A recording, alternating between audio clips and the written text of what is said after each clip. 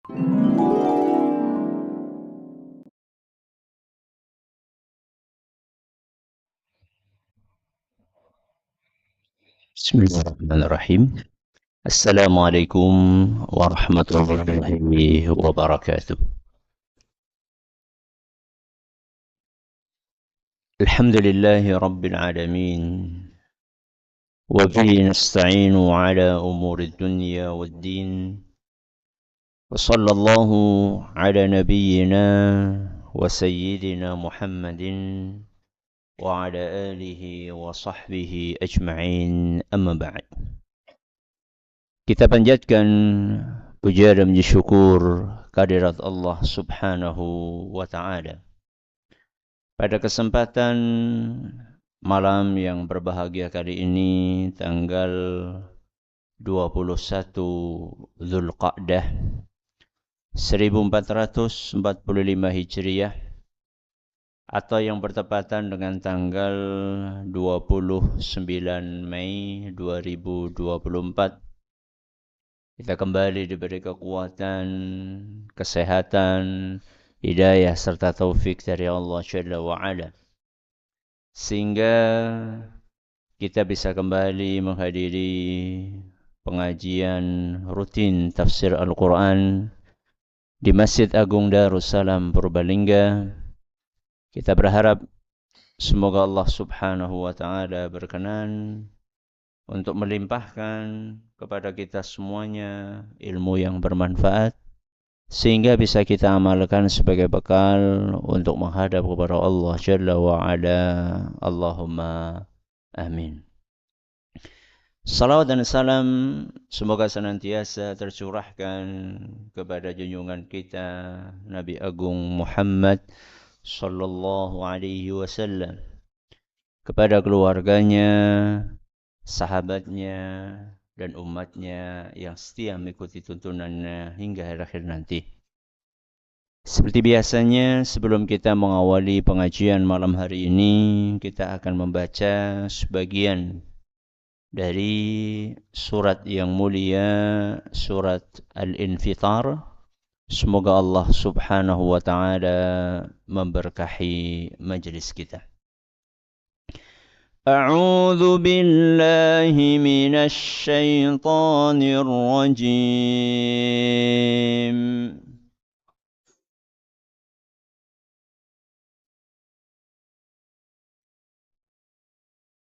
بسم الله الرحمن الرحيم.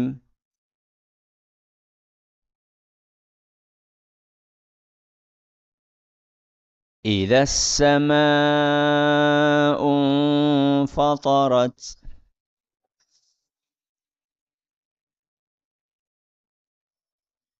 وإذا الكواكب انتثرت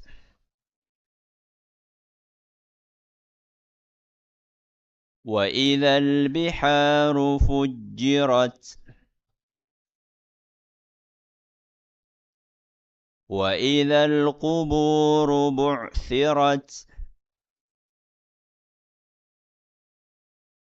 علمت نفس ما قدمت وأخرت.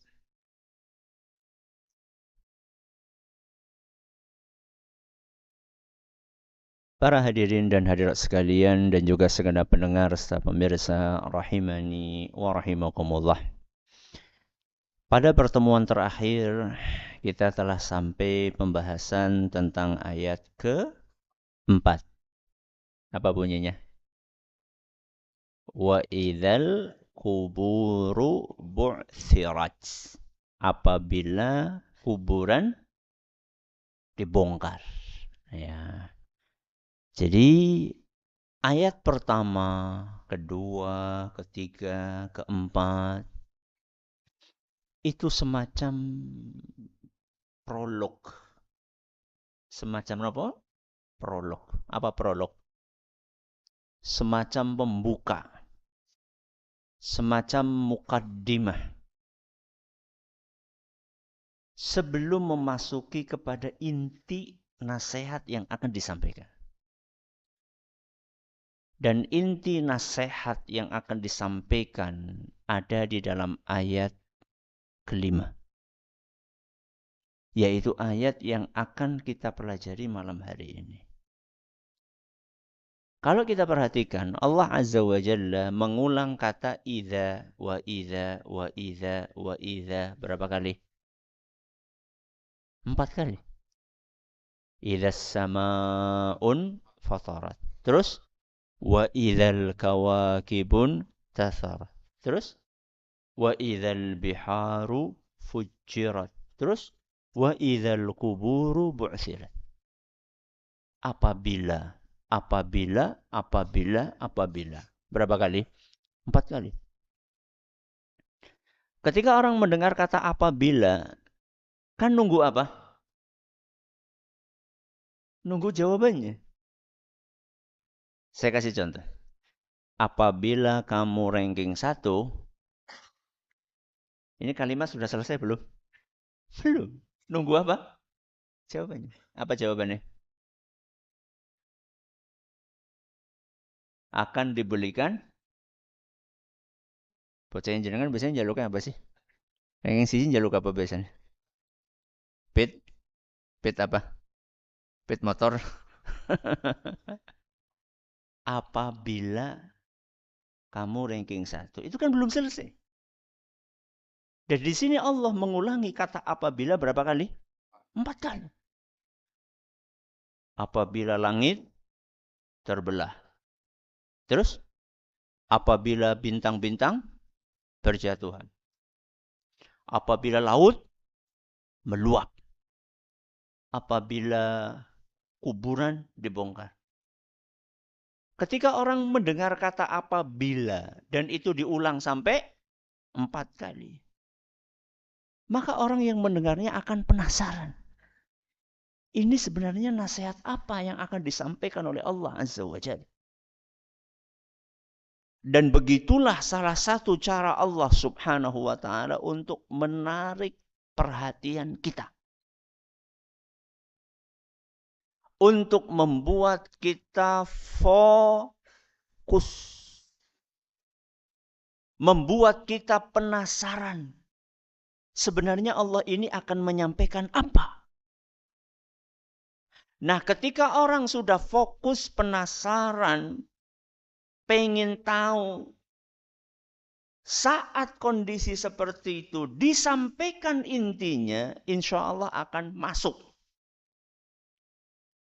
Jadi kadang-kadang kita itu ngasih nasihat kepada orang lain, kok ndak masuk, kenapa? Karena yang dinasehati belum siap. Pernah nggak jenengan nasehati anak, anaknya nggak menerima nasihatnya jenengan? Pernah? Sering. Wes sing salah siapa? Anaknya, oh yo, orang tua ora tahu salah. Bisa jadi yang keliru siapa? Anak maning, ya Allah. Bisa jadi yang keliru siapa? Orang tuanya. Karena orang tua tidak mempersiapkan mental anak, tidak mempersiapkan fokus anak, tidak mempersiapkan perasaan anak, tahu-tahu langsung kasih nasihat begitu saja. Jadi sebelum kita ngajar, baik itu guru di sekolah maupun guru di rumah siapa? Ya jenengan. Sebelum jenengan mengajarkan sesuatu, menyampaikan sesuatu kepada murid, kepada anak, pastikan murid dan anak itu sudah nopo? Siap, sudah fokus. Lawang masuk kelas, langsung mulai pelajaran. Sing siji lagi ngobrol, sing siji lagi dolanan HP, sing siji lagi ngantuk, sing siji lagi ngalamun, sing siji lagi gawe apa jenenge keh? Sing lipat-lipat keh? Anak gawe pesawat. Langsung mulai pelajaran iki kepriwe sih? Jadi guru itu aja sing penting mulang. Tapi apakah murid kita itu mendengar, paham, penasaran, pengen tahu apa yang kita sampaikan? Tanggung jawab guru, tanggung jawab orang tua, tanggung jawab ustadz, tanggung jawab kiai. Itu seperti itu. Sebagaimana yang dicontohkan oleh sinten? Allah Azza wa Jalla dalam Al-Quran. Jadi para ulama ahli tafsir, ahli bahasa menyampaikan bahwa rahasia kenapa Allah Azza wa Jalla mengawali dengan 4 idza. Apa tadi idza? Apabila. 4 pengulangan 4 kali kata apabila itu adalah untuk menyedot perhatian para pembaca, para audien, para pendengar sebelum disampaikan inti nasihat yang akan dipaparkan. Inti nasihatnya ada di dalam ayat yang kelima. Apabila alam semesta ini sudah berubah, bumi sudah rata, langit sudah hancur, maka saat itulah alimat nafsun ma qaddamat wa akharat. Pada saat itulah setiap orang, setiap jiwa akan tahu apa yang pernah diperbuatnya dan apa yang pernah ditinggalkannya. Ma qaddamat, apa yang dia lakukan. Wa akharat, dan apa yang dia tinggalkan. Ini salah satu penafsiran. Masih ada penafsiran yang lain. Ma qaddamat adalah apa yang dia kerjakan. Ma akharat, wa akharat adalah apa yang dia tinggalkan. Saat itulah kita akan tahu apa yang kita kerjakan dan apa yang kita tinggalkan. Pertanyaannya, saat itu kita tahu. Saat itu maksudnya kapan? Pada saat itu kita baru tahu apa yang kita kerjakan dan apa yang kita tinggalkan. Maksudnya kapan? Pas hari kiamat kan? Pas di akhirat kan? Iya. Oke. Sekarang kita di mana? Di dunia. Pertanyaannya, apa sekarang kita nggak tahu?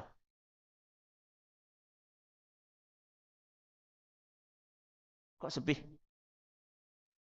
Pada saat itu di hari kiamat kita tahu apa yang kita kerjakan dan apa yang kita tinggalkan. Emang sekarang kita belum tahu? Sudah tahu. Terus apa bedanya? Paham pertanyaannya? Pada hari itu kita akan tahu apa yang kita kerjakan dan apa yang kita tinggalkan. Emang sekarang kita belum tahu? Sudah tahu, tapi levelnya berbeda. Kenapa? Levelnya berbeda. Saya kasih contoh saja. Hari ini kita sudah berbuat maksiat. Kok sepi? Enggak, maksudnya gitu atau sudah berbuat maksiat? Sudah. Pertanyaannya, tahu jenengan berapa maksiat yang sudah kita kerjakan? Jajal dia tuh. Yo pengajiannya bubar di situ Ustaz. Kesuwen ngitungnya. Saking oke. Levelnya berbeda. Hari itu kita tahu secara detil. Di hari kiamat kita akan tahu secara detil. Sebenarnya maksiat yang kita kerjakan itu berapa? Mulai dari kita balik sampai kita meninggal dunia. Saya tadi nanya jenengan, maksiat yang sudah dikerjakan hari ini atau sejak balik? Sejak balik? Saya tadi nanya jenengan, maksiat yang sudah dikerjakan hari ini atau sejak balik? Hari ini saja kita nggak bisa jawab. Apalagi kalau ditanya, maksiat yang dikerjakan sejak balik itu berapa? Nanti di hari kiamat kita tahu semuanya secara detail. Maqaddamat, apa yang kita kerjakan. Yang kita kerjakan itu baik atau yang buruk? Dua-duanya. Kalau tadi maksiat berarti yang buruk-buruk. Yang baik-baik. Satu itu kita akan tahu. Dari sekian kebaikan-kebaikan yang kita kerjakan ini. Yang ikhlas berapa?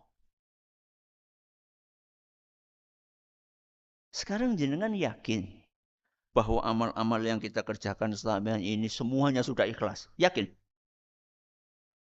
Insya Allah. Masya Allah. Berapa persen? Hah? Berapa persen? Ya wis baik. Mayoritas apa minoritas? Kalau pakai persentase kan susah ya. Wis mayoritas. Lebih banyak yang ikhlas apa yang enggak? Sekarang kita enggak tahu. Kita cuma ngira-ngira ikhlas ora? Ya kayane. Nanti di hari kiamat enggak ada kayane. Kayane siapa? Kayaknya, kira-kira. Nanti di hari kiamat nggak ada kira-kira. Detil. Persis. Apa yang kita kerjakan, ikhlas apa enggak, semuanya ketahuan. Dan nanti di hari kiamat kita akan tahu. Amal yang kita kerjakan itu, yang diterima itu berapa. Apakah kita yakin semua yang kita kerjakan, amal soleh itu diterima semua sama Allah? Yakin? Apa mungkin ada orang beramal terus gak diterima? Mungkin. Mungkin.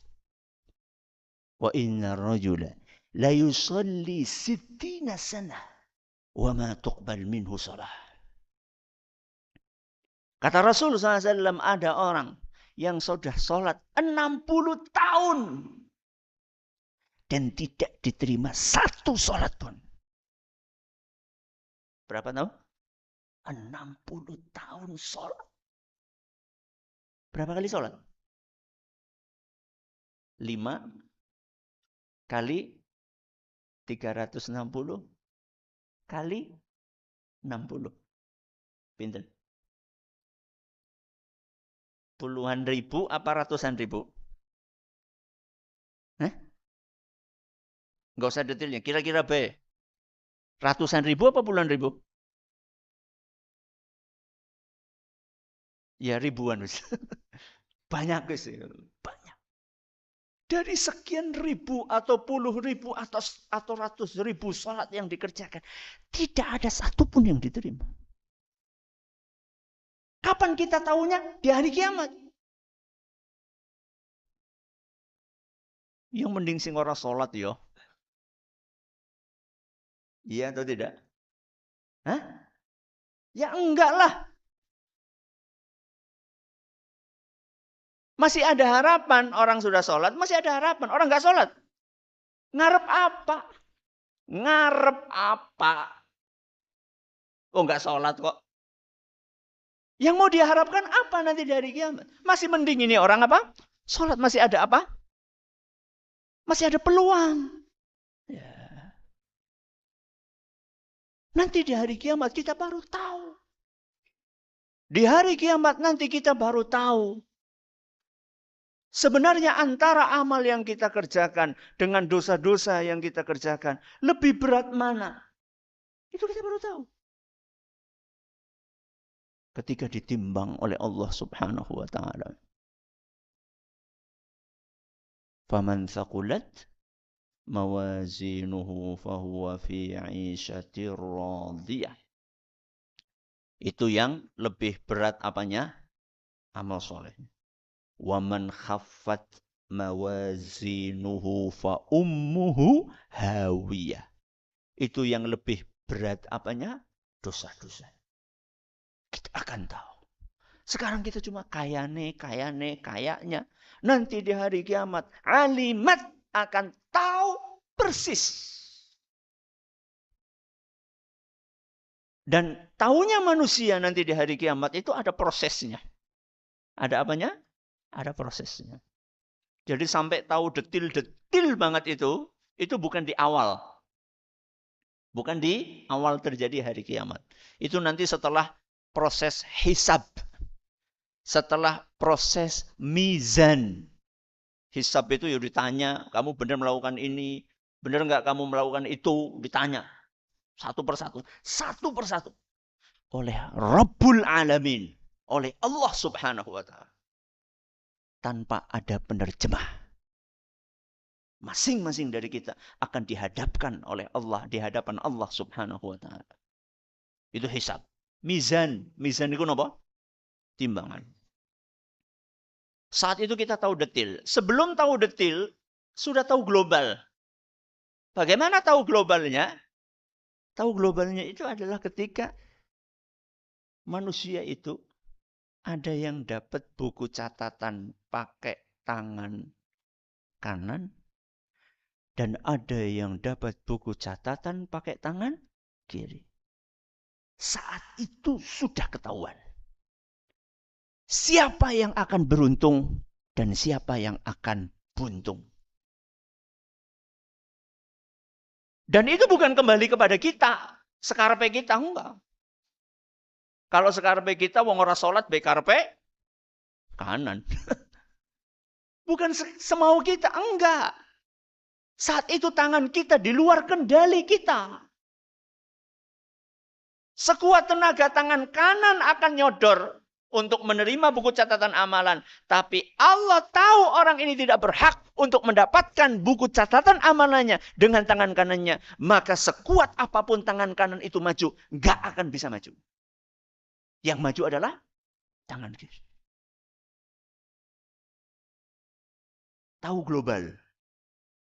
Tahu global juga adalah dari perbedaan muka. Wujuhu yawma idzim musfirah. Dhahikatum mustabsyirah. Ada wajah-wajah yang dari kiamat itu bercahaya, senyum, seneng, putih, bersinar. Wa wujuhu yawma idzin 'alaiha ghabarah tarhaquha qatarah. Dan sebaliknya ada sebagian orang yang wajahnya hitam, dipenuhi dengan debu dan tanah di mukanya. Tertunduk, lesu, sedih, sesedih-sedihnya. Ketahuan. Itu baru ketahuan secara apa? Secara global. Ya. Jadi alimat nafsun. Tahu, setiap dari kita tahu. Apakah sekarang kita tahu? Iya tahu, tapi levelnya apa?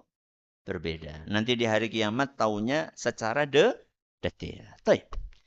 Apa yang kita ketahui? Yang kita ketahui saat itu adalah ma qaddamat wa akharat. Kita akan tahu apa yang sudah kita kerjakan dan apa yang kita tinggalkan. Kita tinggalkan itu ada dua penafsiran. Malam ini paling cuma cukup bahas satu penafsiran dulu. Apa yang kita tinggalkan? Ma qaddamat, apa yang kita kerjakan. Wa akharat, apa yang kita tinggalkan. Yang kita tinggalkan berarti kebalikan dari apa yang kita kerjakan. Berarti apa? Apa yang tidak kita kerjakan. Jadi nanti di hari kiamat kita tahu kita sudah ngapain aja dan kita sudah ndak ngapain aja. Oke, tadi di awal kita sudah singgung ya. Pada hari itu kita tahu apa yang kita kerjakan. Yang baik-baik atau yang buruk-buruk? Dua-duanya. Yang kita tinggalkan, yang baik-baik atau yang buruk-buruk? Dua-duanya. Saat itu kita tahu bahwa kita sudah sholat, melakukan amal soleh. Dan juga saat itu kita tahu bahwa kita sudah jelalatan. Itu apa? Itu apa? Maksiat. Berarti melakukan amal soleh dan melakukan apa? Maksiat. Qaddamat. Yang kedua apa? Akharat. Yang tidak dia kerjakan. Yang baik atau yang buruk? Dua-duanya. Yang tidak dia kerjakan berupa amal soleh. Sudah sampai ke masjid. Sudah dengar apa? Azan, Arab sholat. Esi keringetan. Esi apa? Keringetan. Subhanallah.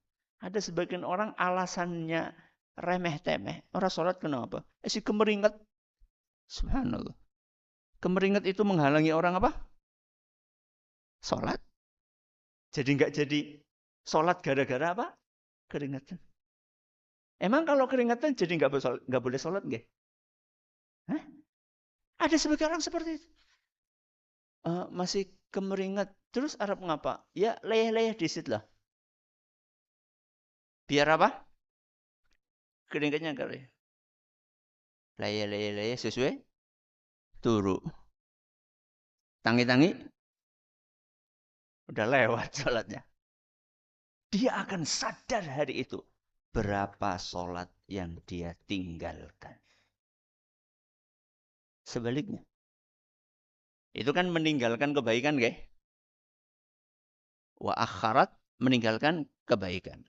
Juga pada hari itu dia akan sadar dia telah meninggalkan perbuatan buruk. Kalau tadi kan meninggalkan perbuatan baik. Yang ini meninggalkan apa? Perbuatan buruk. Contoh misalnya. Keluar dari mana? Masjid. Mak sliwer gitu. Apa sliwer? Hah? Kayaknya ayo temen guys. Terus jenengan tahan. Apa yang jenengan lakukan? Ghaddul basar. Apa ghaddul basar? Menundukkan pandangan mata. Berarti jenengan tinggalkan apa? Maksiat. Berat atau tidak? Kira tahu apa? Berat atau tidak? Berat loh, berat. Karena melawan nafsu. Ya, pengennya lihat. Orang kur lihat malah ya, melotot. Berat. Tapi dia tinggalkan maksiat itu. Walaupun terasa berat. Nanti di hari kiamat kita akan ingat. Alhamdulillah. Dulu saya tinggalkan sesuatu yang maksiat itu. Semuanya akan kita ketahui. Makanya sebagian ulama ketika menafsirkan ayat tadi,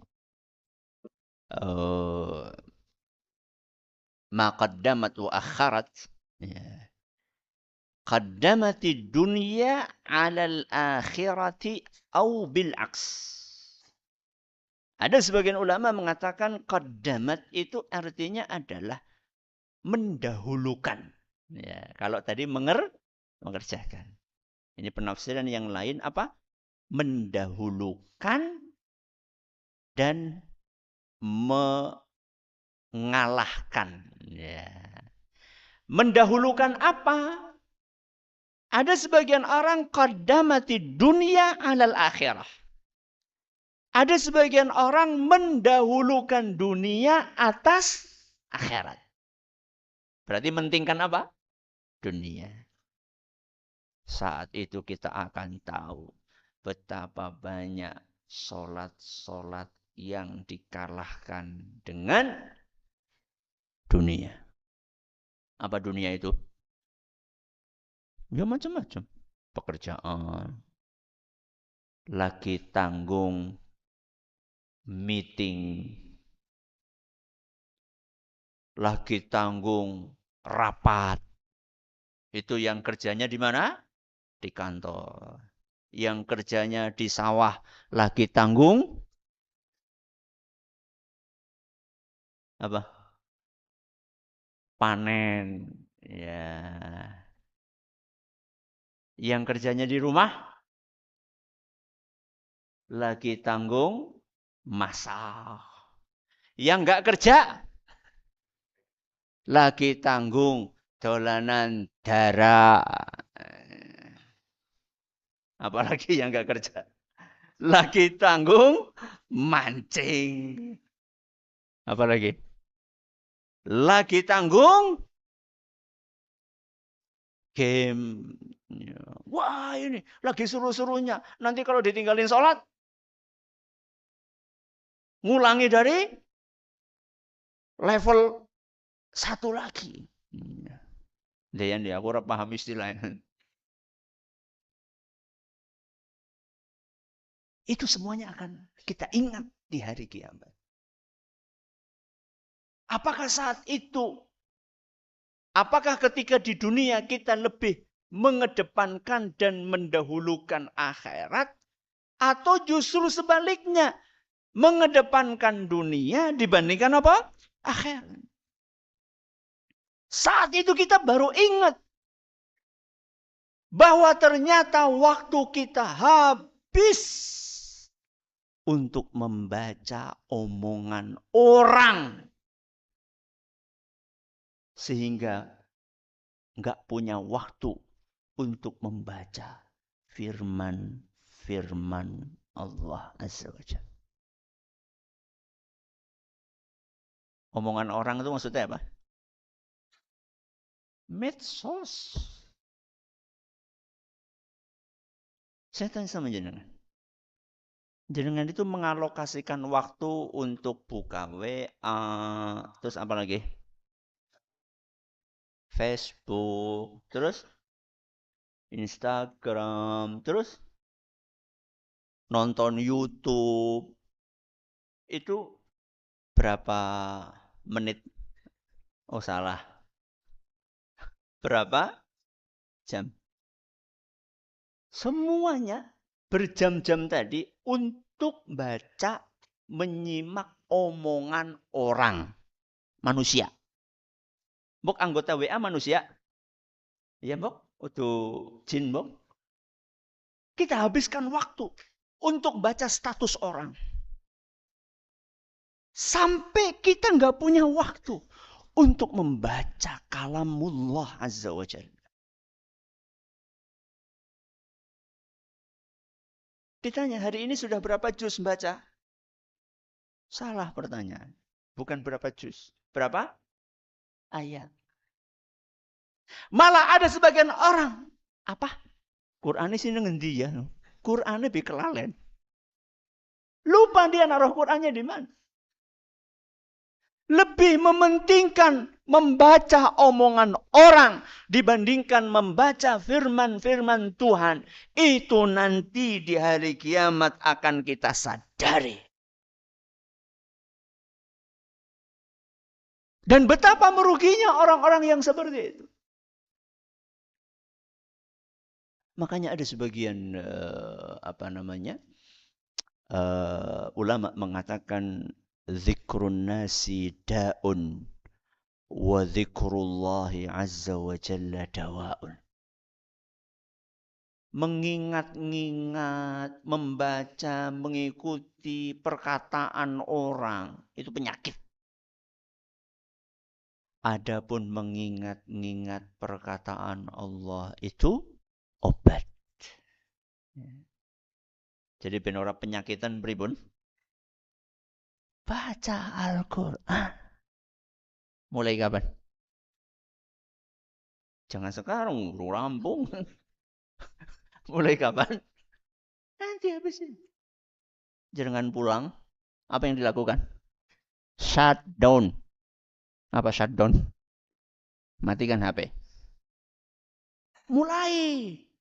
Jangan ngaji, setelah ngaji nggak ada perubahan. Loh, buat apa ngaji? Setelah ngaji harus ada perubahan. Perubahan menjadi lebih baik lagi. Ya. Begitu pulang sampai rumah nanti, matikan HP. Ambil Quran. Bukan ambil remote, nonton TV. Ya pada baik. Sama aja. Enggak, matikan HP, matikan TV. Ambil apa? Quran. Ngejar baca Quran yang hari ini belum dilakukan. Ya. Harus ada perubahan di dalam diri kita. Dan pada hari itu juga, kata para ulama, di antaranya Mujahid rahimahullahu ta'ala, wa akharat ma umirat an ta'mala faturikat. Dan nanti pada hari kiamat orang-orang akan sadar bahwa selama ini dia telah menunda-nunda. Akharat, sebagian penafsiran mengatakan apa? Menunda-nunda. Menunda-nunda apa? Menunda-nunda amal saleh. Wong orang mau minta maaf aja nunggu bada. Iki wis dul apa?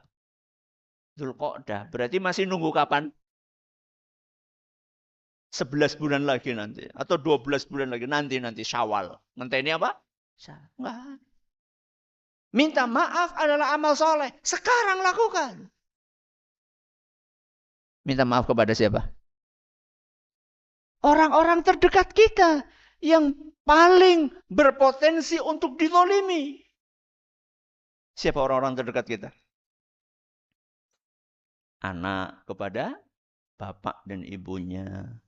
Orang tua kepada anaknya.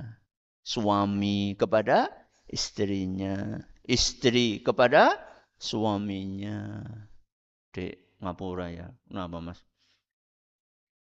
Ya saya sudah berapa kali sih berbuat zalim. Masya Allah. Istrinya apa? Nangis terharu. Kamu kan orang lagi ngelindur mas. Enggak deh. Orang tobat temenan. Jangan ditunda. Minta maaf. Maaf apa ya? Kayaknya saya nggak pernah berbuat salah. Luar biasa ini orang. Luar biasa apa? Kebangetan. Oh, kadang-kadang ada sebagian orang, hobi dia itu menyakiti orang. Hobinya menyakiti. Apa? Udut. Ngerokok. Itu kan menyakiti orang. Apa sudah minta maaf? Sudah? Belum? Ya. Kapan? Malam ini. Oh, banyak banget di malam ini yang harus dilakukan. Ustaz. Bahkan sampai kadang-kadang hobi yang aslinya halal. Kalau tadi kan memang haram ya. Ada hobi yang halal. Itu menyakitkan orang. Ada sebagian orang hobinya Masya Allah burung. Burung apa? Burung dara. Ini kan sebenarnya halal-halal aja. Boleh-boleh saja. Tapi ngingu darah nganti 40 bayangkan. Dan itu di depan rumah. Kotorannya, debunya, apanya lagi? Bulunya. Sampai istrinya itu, apa jenisnya? Bengek apa jenisnya? Asma. Kena gangguan pernafasan. Demi untuk memuaskan hobi suami. Subhanallah. Apa itu nggak perbuatan zalim? Ya tapi kan eman-eman. Masya Allah. Bojo karo darah pengen. Ya.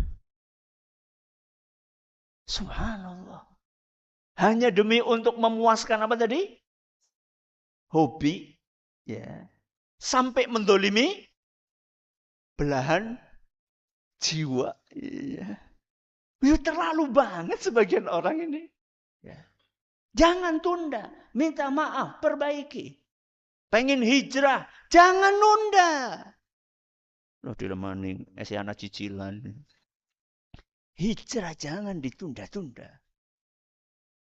Begitu tergerak hati, dapat hidayah, pengen memperbaiki diri, segerakan.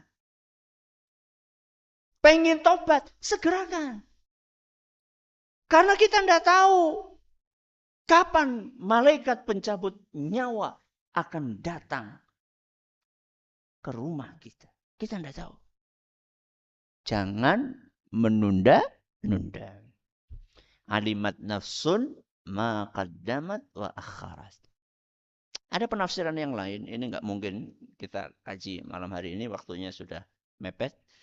Wa akharat itu ada sebagian ulama menafsirkan dan apa yang dia wariskan. Kenapa? Apa yang dia wariskan setelah dia meninggal dunia. Ya, warisan di sini nggak selalu berkonotasi apa? Harta. Apa itu? Insya Allah kita akan kaji pada pertemuan yang akan datang. Semoga apa yang kita pelajari bermanfaat bagi kita semuanya. Terima kasih atas perhatiannya. Mohon maaf atas segala kurangannya. Kita akhiri dengan doa kafaratul majlis. Subhanakallahumma wa bihamdika asyhadu an la ilaha illa anta astaghfiruka wa atubu ilaik. Assalamualaikum warahmatullahi wabarakatuh.